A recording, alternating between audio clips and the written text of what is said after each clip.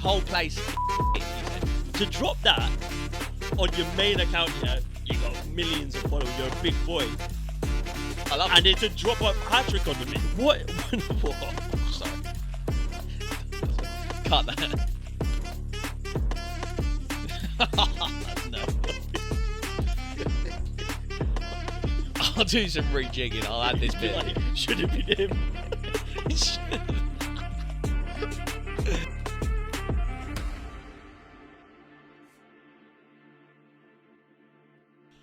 Ladies and gentlemen, welcome back to BoreDraw episode 105, and a big welcome back to the Gallagher brothers.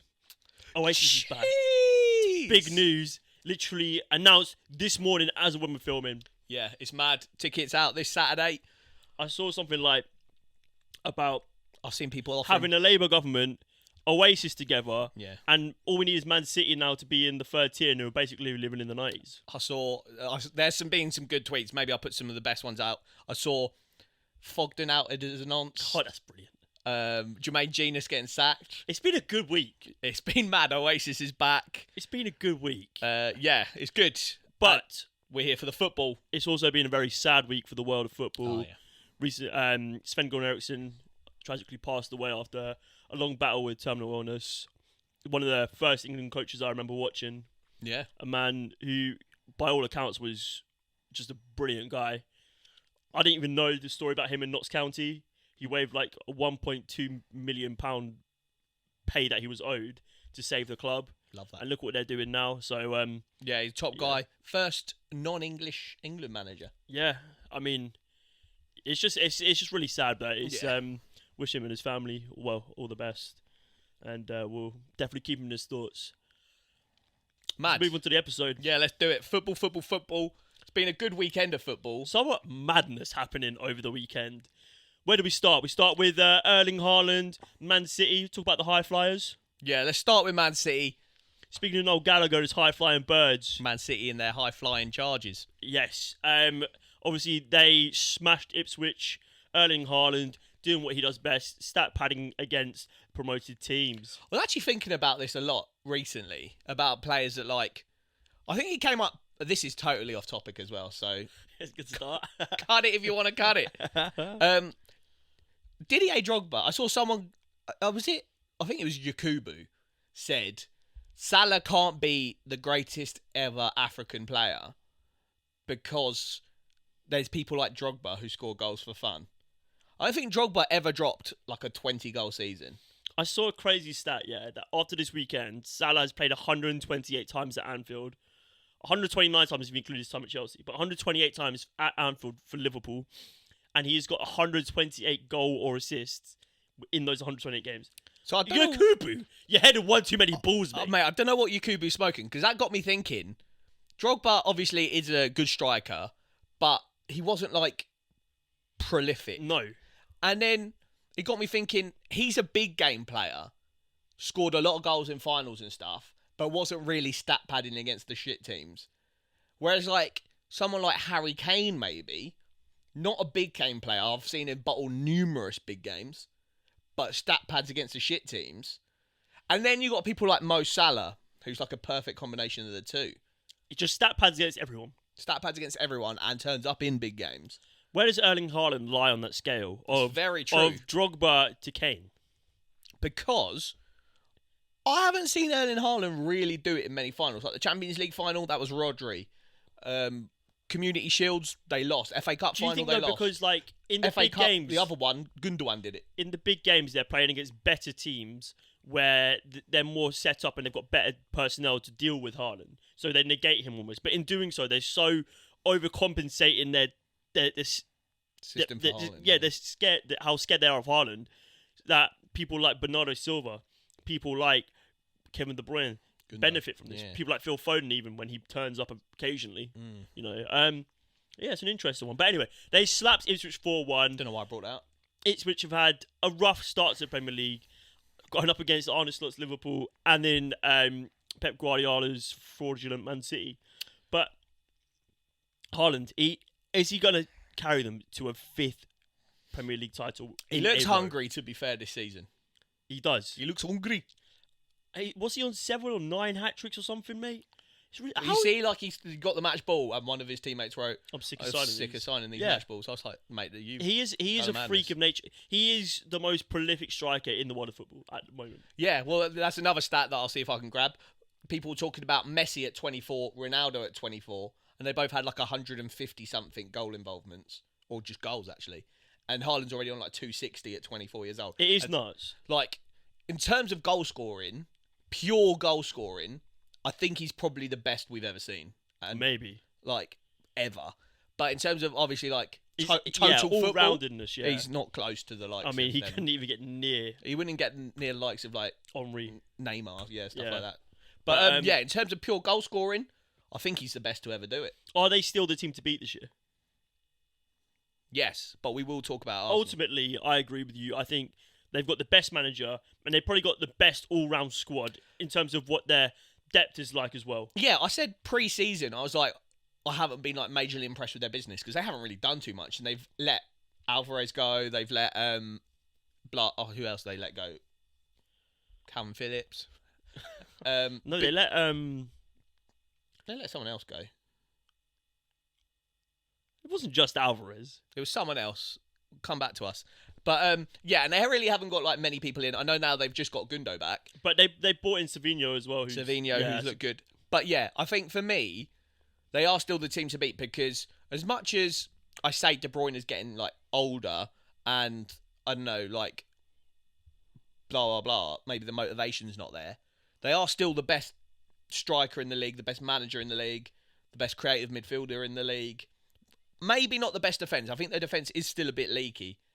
No, what? Yeah, it really is only really Alvarez. I mean, they got 23 million for Harvey Bellis, Gomez, Tommy Doyle to Wolves, Jan Couto to Dortmund, Phillips, and then Peroni went to Como. Yeah. Yeah. But yeah, I don't know. They might still do a madness. Who knows? But yeah, I mean, bringing Gundo back, like you say, while these players maybe passing their prime, however old De Bruyne is, he's still probably the best midfielder in the Premier League. Yeah. If you can get 28 games out of him this season, most likely going to win 28 games. Yeah, they've got just the best player Gundo. in pretty much every position Seasoned apart winner. from the defender. Definition of big game player. Yeah, 100%. So, I Rodri, mean- best DM in the world. Yeah. Haaland, best striker in the Phil world. Foden, player of the season last year. A little You bit know, average. Even people like Jack Grealish, who have struggled at the end of last season, we know what they can do. I don't even want to talk about Jack. Maybe we do like an expose another episode because I saw a tweet. Noni Madueke in one game, we'll get on to Noni Madueke, in one game equalled Jack Grealish's total goals and assists last season. That's mad. But yeah, Man City still really good. Still the team Ipswich, to beat, I think. hard start, but I think if you're an Ipswich It's fan, calm. It's and calm. also if you're just someone who's looking at the Premier League now, with 2 games in, you can't really see the shape yet. Yeah. You can see the teams that are performing, but you always, this early in the season, still teams are still playing catch up. Some of them haven't had the best pre-seasons. You know, it is what it is. And Ipswich, they've had 2 of the hardest games of their calendar year. it's been nasty. So you've almost got to say the season starts now for them. Yeah, 100%. So, but yeah, you spoke of Noni Madueke, another one of the high-flying birds. He is absolutely soaring, Mate. after dropping some absolute disgust on Instagram about the place of Wolverhampton. I mean, This whole place is shit, he said. to drop that on your main account, yeah, you got millions of followers. You're a big boy. I love it. And then to drop a hat-trick on them is That's disgusting. it. It's Like a it's fif- saying it and then back in Yeah. your crud. Yeah, that is nuts. as It's well. like who is it? That Noah Lyles in the Olympics who was talking pre Oh, yeah, 100 meters and he was like, "I'm the best runner in the world." Blah blah blah. I'm Yeah. gonna get a gold medal, and then he got the gold medal. That's like this. It's like just talk shit, but Then if he lost. push comes to shove, and said he had COVID, and then that night he was out partying. yeah, I rate it. But yeah, back your shit. Got a hat trick. Chelsea. Should we talk about Chelsea? Yeah, I mean, Because we said against Man City they didn't even look that bad. we were, and going into the season, we were both a bit like Maresca, like he's one of Pep's acolytes, sort of like. But just because he's a student of Pep doesn't mean he's going to be good. We weren't really super impressed with him at Leicester. Didn't have a great time at Parma. No. I mean, And then but- the first game of the season was like pre-season was bad. Yeah. First game of the season wasn't ideal. They lost, and then the whole Raheem Sterling thing was going on and leaving players out of the squad. Just outside of the game, But the way he's handling it, he's sort of just like, I'm here just to coach players. I'm here to coach this team, and I'm not going to coach 40 players. I picked my squad now. he's on crud, to be fair. And that's it. Yeah. And they will have to deal with it. Yeah, it's mad. And that's probably the way to go about it. Well, yeah, And because it's if exactly he what doesn't Chelsea do need. that, yeah. Chelsea need a fire sale, but the problem is, in the bigger aspects of the club, clubs know that they have to sell now. The value of all those so places their tanks, assets are dropping. Yeah. But if they can get the most out of the assets that they've invested in, they'll do well. And, like you said, against Man City, we were quite impressed. We thought they didn't look out of place playing the champions of England. No, back to back. Minus the score, I'd say Chelsea were probably a better team. And then they went to Wolverhampton, they went to Molineux, and they put 6 past them. Not only Madueke for 3 of them, but Cole Palmer. 3 assists and a goal. Geezer is on smoke. Yeah, just build the team around him, mate. He's so good. And they started the first half with Mudryk out on the left, I believe, and then Pedro Neto came on. Obviously, got an assist for the João Felix goal. Netflix. Hate it so much. Do you see good. If they kept Chilwell as well, it'd be Netflix and chill. But he's a Hate bum. it. But yeah, I mean, bin off Mudryk, a nice front line of Neto, Cole Palmer, or João Felix, Madueke, Nico Jackson. I like as well. I know. Let's talk about the Ivan Toney links. Apparently, they're going to try and get Ivan Toney over the line. I would rather have Ivan Toney than Nico Jackson. But Nico Jackson's such a good option. I think it's a weird one because I said when Arsenal made the jump to Raya that it's an improvement that's worth having. And maybe Nico Jackson to Ivan Toney is another improvement that's worth having. But I don't know if I'd make that deal. You've got 2 opposites there. You've got someone who is goal shy, who gets all the opportunities. He should outscore Ivan Toney every season by the amount of opportunities he gets, but can't put the ball in the back of net. Ivan Toney, he finds goals from nowhere. Do you know what I mean? In terms of personality, it's a spot-on match, mate. Just terrible person. Yeah, to just a terrible toxic club. And it's like, do you know that meme where it's like a guy cooking and it's already on fire and he puts something else in it and it just like explodes? That's what I'm thinking with the Ivan Toney move. But yeah, Chelsea, hate to say it, I think there's something going on there. If they can get the defence sorted, because they're still a little bit leaky at the back. Issue, yeah. Still a little bit leaky at the back. I don't think Cucurella's a top 6 player. The goalkeeper situation, I think. Why have they signed another one? Roberto Sanchez is shit. But they've signed another goalkeeper. They've got about 8 goalkeepers. I don't know. I think Jorgensen is meant to be their number one. And Kepa is going on loan to Bournemouth. I don't know. What is going on? Yeah, 80 million and he's now fucking, I don't know. There's something going on with goalkeepers at the minute because Liverpool have bought in Madueke, yeah. And yeah, but anyway, Chelsea, Reece James is never going to play football again. Malo Gusto's good. You might need a little bit of depth there though. I like the centre backs. I think they've got good options there between Cole Walker, Fofana, even Badiashile. Yeah, like they've got good options. Disasi as well. Yeah, left back could be added to. Yeah, Chilwell, dead. Cucurella, dead. Maybe a little bit of options there, but they want one of those tucky in fullbacks, didn't they? What I've seen Enzo Maresca does is his right side goes bombing on, which is so good. They play like asymmetrical. And the left side will tuck in and do. And Cucurella, in all fairness, is actually all right at tucking in. Yeah.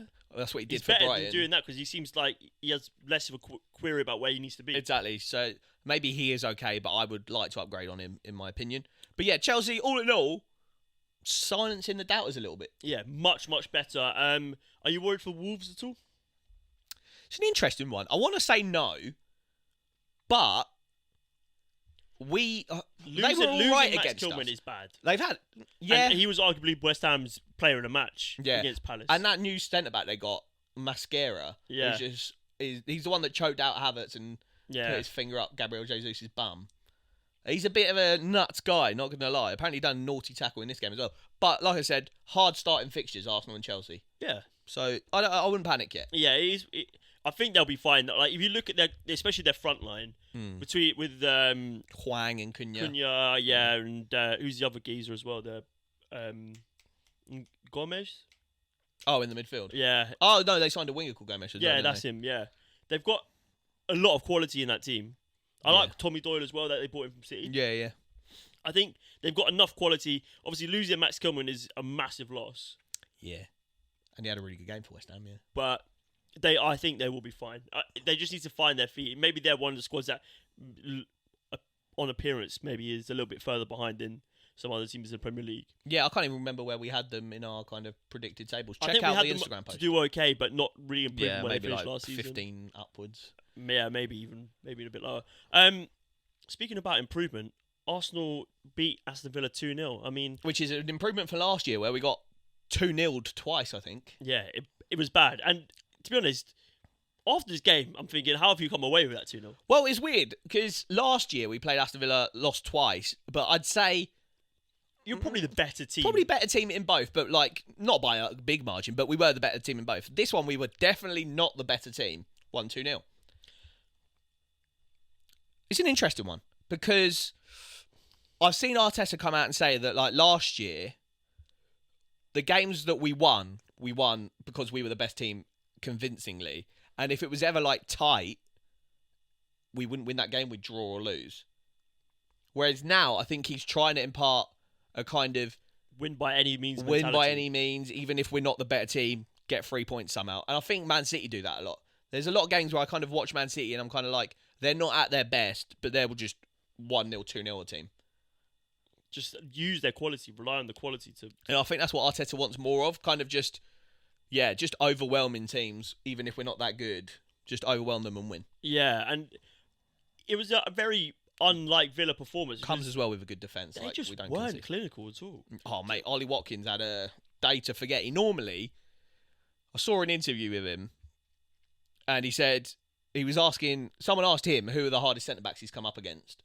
And he said Thiago Silva, he said Van Dijk. And all the Instagram comments were like, what about Saliba? It was loads of like Arsenal neeks. Me. And then loads of people responding to them like, and I get it because every time he's played Arsenal, he's come away with a goal, 2 goals. He's absolutely... And today he should... not today, but on the weekend. Yeah, on the weekend he should have, definitely. Someone from Aston Villa, though, who was probably the most impressive player in the game, Morgan Rogers. Fucking so good. Wow, wow, wee, wow. So good. What a player. I mean, we saw it in glimpses at the end of last season, and maybe we were slightly concerned about Villa going into the season. They lost quite a lot of good players. They lost Diaby, who was one of their main attacking threats. They lost Luiz in the midfield. But mate, this guy is so good. The way he moves with the ball. I didn't think he had that in him. I kind of thought he was like Jacob Ramsey, but worse. Really? Yeah. But mate, the way he's so like big, strong, techie, fast. He was having Declan Rice's pants down the whole game, and it made me sad. One more thing about Arsenal that I want to touch on. This whole Trossard thing. What Trossard thing? Apparently he's he really just didn't want to celebrate. Apparently he's pissed off with Arteta. For dropping him. Or not dropping him, well, not for starting not starting him. Well, Martinelli has been absolutely pants, to be fair. I think he probably starts the next game. Do you think so? Yeah. He can't come on and score. Because I saw some Martinelli's terrible tweets from Arsenal fans being like, this guy knew it's him. He is him. Oh, well, he's just like, yeah. What, because he's celebrating? Shut up! But, I think Trossard has to start. I think he's finishing probably the best at the club. I mean, he is clinical. He's so good, mate. He seems, every time he plays, he seems to score. You know that natural shooter meme? Yeah. With Trossard as his face? Yeah, that's pretty good. But, yeah, that's pretty good. But that is sort of encapsulating him. No, he's a shooter, mate. Natural shooter. He's a killer, and every time I see him play football, mate, he seems to be on the score sheet. Yeah, 100%. In Belgium, he'll bag goals. Arsenal, whenever he comes on as a sub, bags goals. Yeah, I think he starts. Sad about what's going on with Martinelli, but I guess we'll talk about Arsenal signed Marino today, as we're recording. He got confirmed. So he'll be playing in that kind of left 8 role. I don't know if he'll come in straight away, because we've seen with the likes of Calafiori or Jurriën Timber. Bed them in slowly. Bed them in a bit. So I don't know if we'll continue to play that Thomas Partey as the 6, Declan Rice as the 8, Odegaard as the 10. I personally am not the biggest fan of it. I think Thomas Partey's legs are gone. I want to see Declan Rice back in that 6. I want to see Marino in at the 8, just to unlock Martinelli a bit more, if he is going to start. Just give him a bit more support on that left-hand side. Yeah, because we saw when he was with Granit Xhaka, Martinelli was cooking.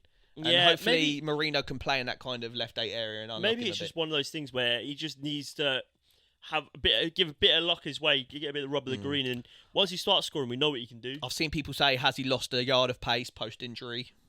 Which would be sad. But Things happen, man. Things do happen. Like football's a fickle game. It wasn't so long ago that he was like one of the best players in the world. We're seeing Arsenal fans saying that they wouldn't trade him for Mbappe. I would. Well, yeah, you definitely would because you're a sensible person. But yeah, Arsenal chugging along nicely. David Raya, man of the match. Outrageous save from that Ollie Watkins diving header. He's been fantastic. Mate, in 2 games, he's been unreal. Best goalkeeper in the league right now? It's been 2 games. Best goalkeeper in the league right now? Let us know in the comments down below. Let's talk about Everton. Everton, they got slapped by Spurs. They did. Previous week, they got slapped by Brighton. What is going on at Goodison? This is their last year at Goodison Park, yeah? And they're going to get relegated for it. They're going to get relegated. Because they have been, far and away, the least impressive team. Yeah. They have been so... We both said in our predictions that they would be like relatively safe. We saw their points tally last year and how they were safe, even with the deduction. And we kind of done some quick maths and thought, yeah, if they've got no deduction this year, It just seems very anti-Sean Dyche to concede 7 goals in 2 games. But they haven't even scored a goal. They haven't even looked like scoring.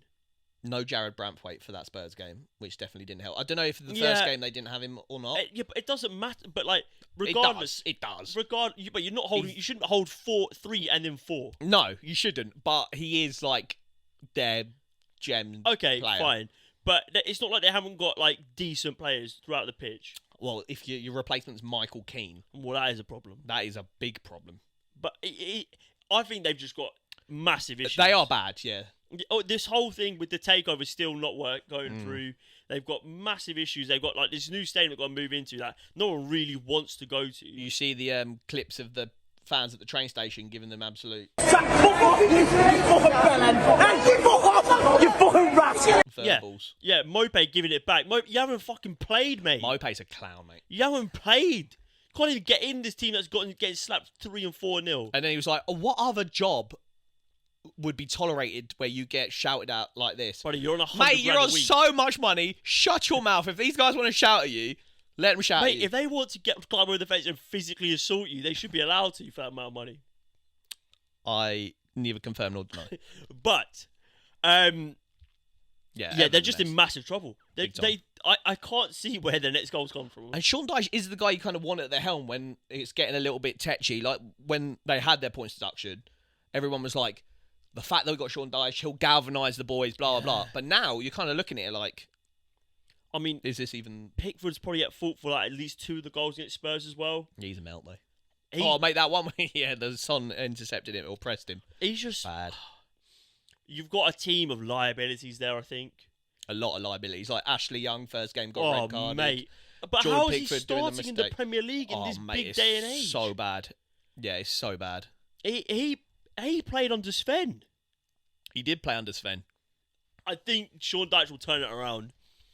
But it is just problematic. They've just got liabilities all over the pitch. Like you say, Ashley Young, Jordan Pickford, Dominic Calvert-Lewin. Who is this guy? Dominic Calvert-Lewin, mate. He is being him off.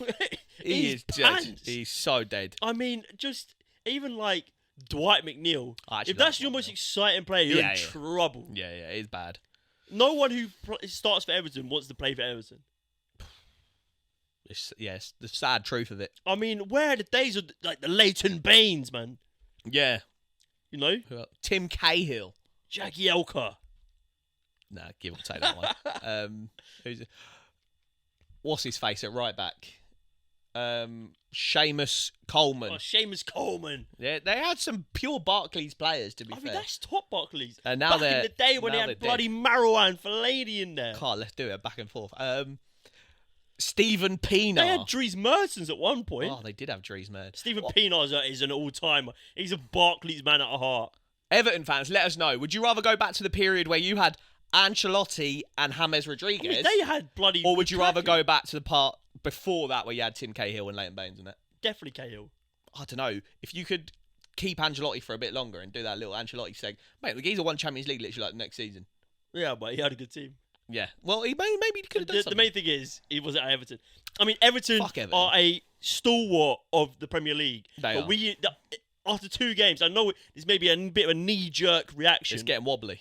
But I would be a little bit worried if I was you. Yeah, 100%. Right, should we move on to week 2 of our segments? Yeah, Luke, talk to me about our segments. Right, we are going to be doing best of the rest. It's here. So I had 2 in my mind today, both from the Championship again. I will broaden my horizon. Luke loves the Championship. This isn't bias. Although QPR 1-1. Yeah, it was horrendous. What happened? Did Plymouth get 2 red cards? Yeah, they had a red card in the 23rd minute. I mean, Karamoko Dembele, is Baller, the best player of all time. Best player in the champ right now. Best player of all time. But what I do love, though, is kind of like star boys who that fall off and everybody forgets about them. And then they... Like, do you know that? God. Yeah. Like, do you know that one that played for Dortmund has just joined Nice, Yusuf Makoko? Oh, yeah. He's just joined Nice. Everyone will forget about him for a couple of years. I reckon he booms in a couple of years. What about that guy from AC Milan, Hakim... whatever his name was? Oh, not from AC Milan. Yeah, there was one phrase, Mastor. I don't know who you're talking about. Yeah, Hakim Mastor. I thought you were talking about OR, who used to play for Lyon. No, this guy, Hakim Mastor. Ah. Yeah, he was like the next big thing. That's what we're talking with Karamoko Dembele. But yeah, anyway, from the Championship, I've got... it was between 2 for me. I was sort of verging on maybe giving it to Tom Cleverley and his fantastic start at Watford. 3 wins from 3 in the Championship. They sit joint top with an impressive Sunderland team as well. They haven't really had much chance to sort of invest this summer. Well, they did just sign Angelo Ogbonna, which I think is a good signing. That's a very good signing. I like him. I think good. But they're flying. Kiembe is flying. But Tom Cleverley, I mean, I think they only lost 2 out of their last 9 games of the last season, both to teams in the top 6. Yeah, and I thought he was going to be a bit of a stopgap, but yeah, he looks like he's doing a little job, mate. They're playing brilliant football, and you know what? Fair play to them, because it's hard to transition from being like a player to a manager, regardless. But it's nowhere like Watford. Well, you saw you came up against Wayne Rooney, Plymouth, and they look fucking shite. Well, they managed to draw 1 against us, so I don't know what you're trying to say there. But unfortunately, I actually went for Mark Harris's bloody fantastic volley against Blackburn. Played a clip.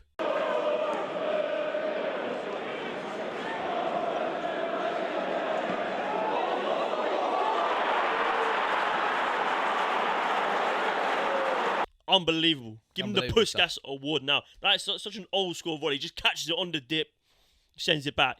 Keeper in no man's land. Backtracking. Love it. Love to see it. But yeah, next week I will broaden my horizons. If you have anything that you believe should be on Best of the Rest, let me know. Let us know on the socials, and we'll definitely include it. From the banger to the howler, what we got next? Howler of the week.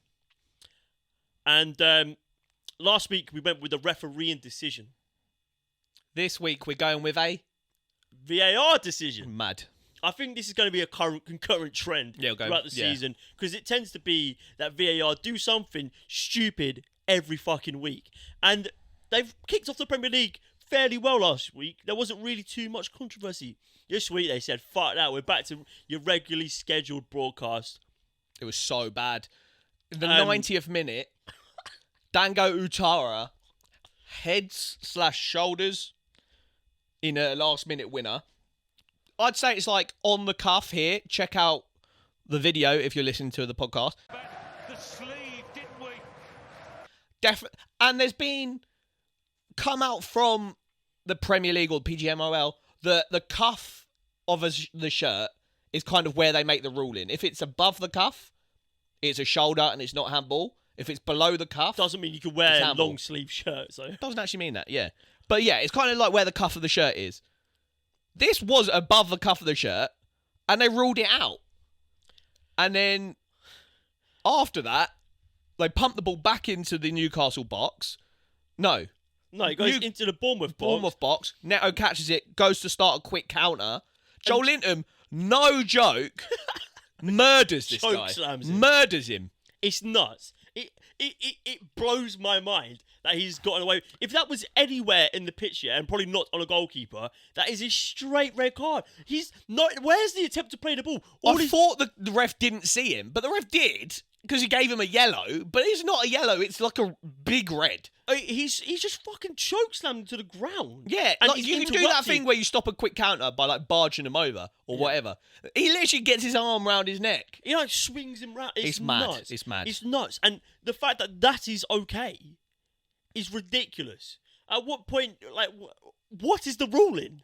Bournemouth, mate. Andoni Iraola lost his head at the end of the game. He said it was the angriest he's ever been as a manager. I back it, mate, because how do you not just absolutely lose your lid? I'd be fucking raging. And it's not like the referee gave that decision to disallow the goal. VAR overturned it. It was a double whammy for Bournemouth fans.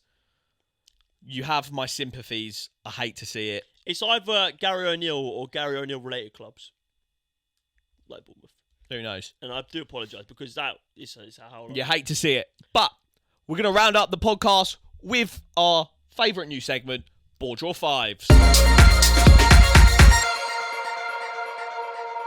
So last week on BoreDraw 5s, we had our boy Charles Davis predict 5 Premier League matches. Top of the leaderboard at the moment is Jacob with 6 points.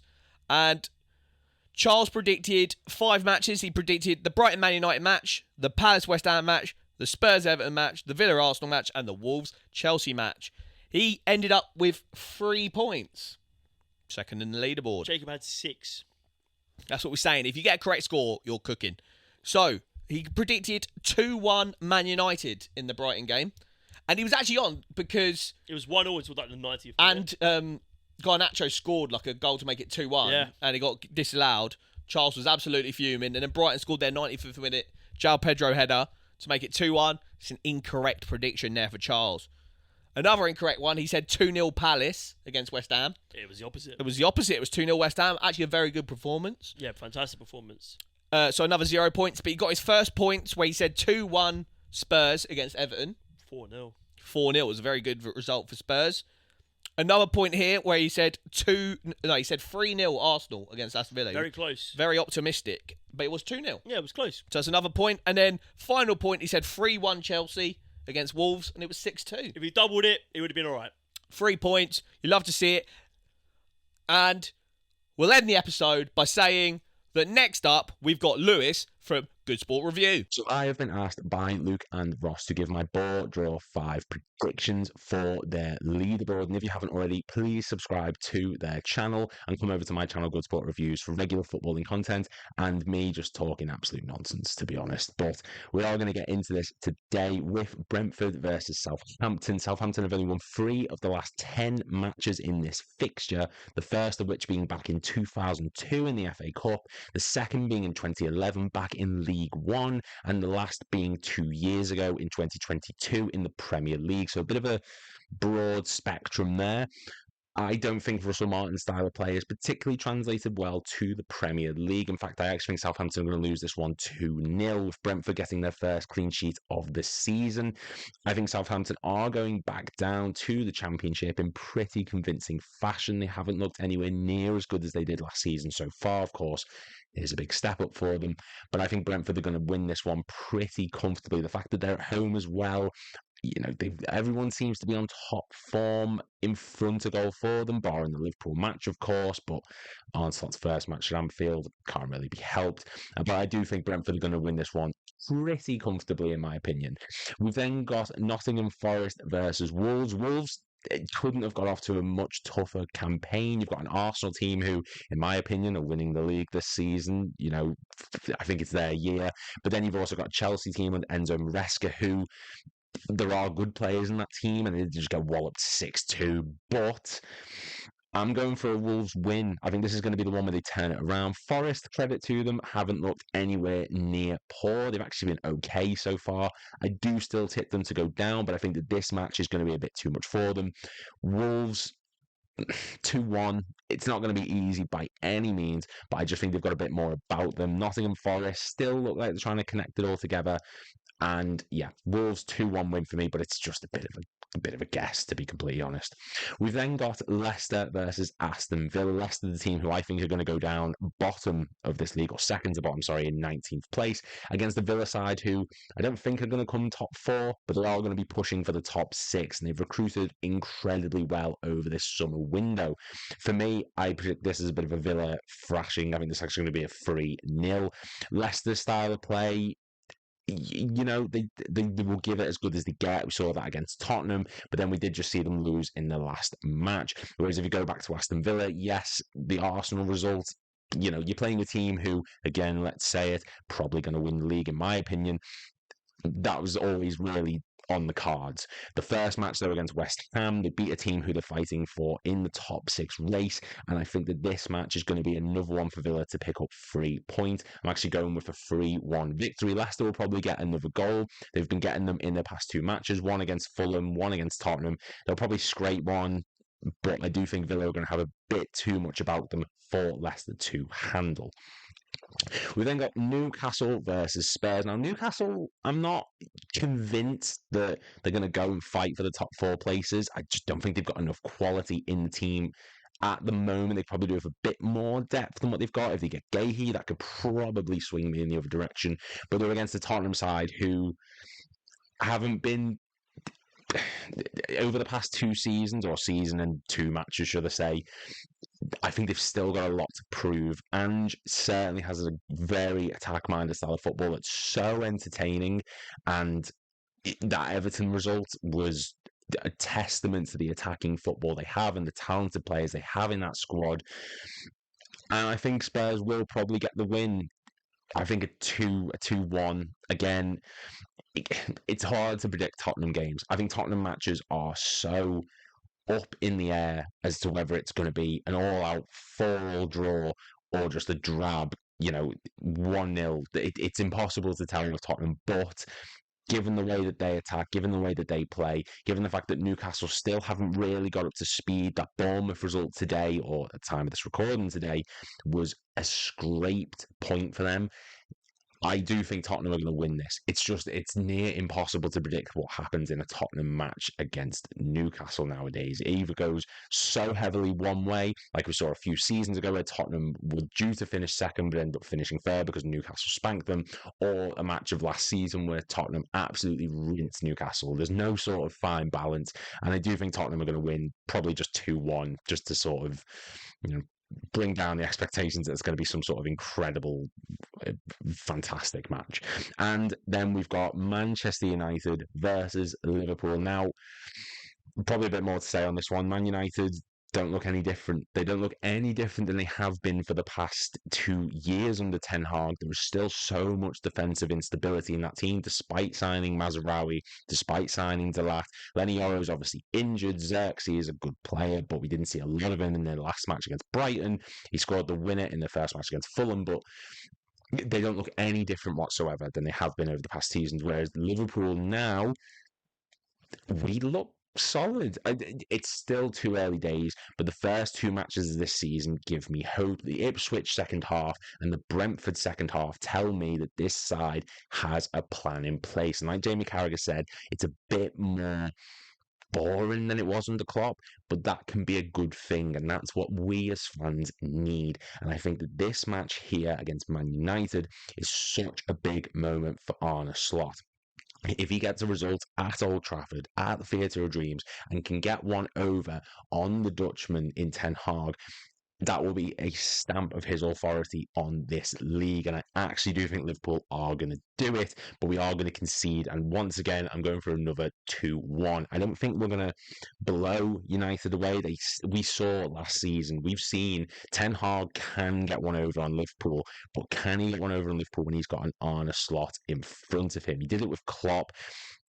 I think it might be a different story under Arne. What we've seen so far is an ability to adapt to the situations that we're faced against, and we found ways to get around everyone. We found ways to get around Ipswich, who first home game of the season after being promoted. We saw it against Brentford. We did dip for about 20 minutes after scoring. but we came out strong in the second half, and I think that this one is going to be a similar story, and I actually do think we are going to get the win at Old Trafford. And that's my prediction for the BoreDraw 5 leaderboard. Make sure, as I said, that you do subscribe to the BoreDraw podcast and come check out my channel, Good Sport Reviews. Thank you guys for having me on again. Can't thank you enough. And yeah, I think it's Arsenal's year, just to sort of kiss a bit of butt there, won't lie. Thank you very much to Lewis from Good Sport Review for giving us his predictions. We'll find out how he gets on in next week's podcast. If you have enjoyed today's episode, make sure you are subscribed, hit like, leave a comment down below. We'll check out every comment, might give you a little shout out in the next video. If you want to check us out on our other platforms, we're on Twitter, X, Instagram, TikTok. All the links are down in the description below. That's BoreDraw, baby. And it's live.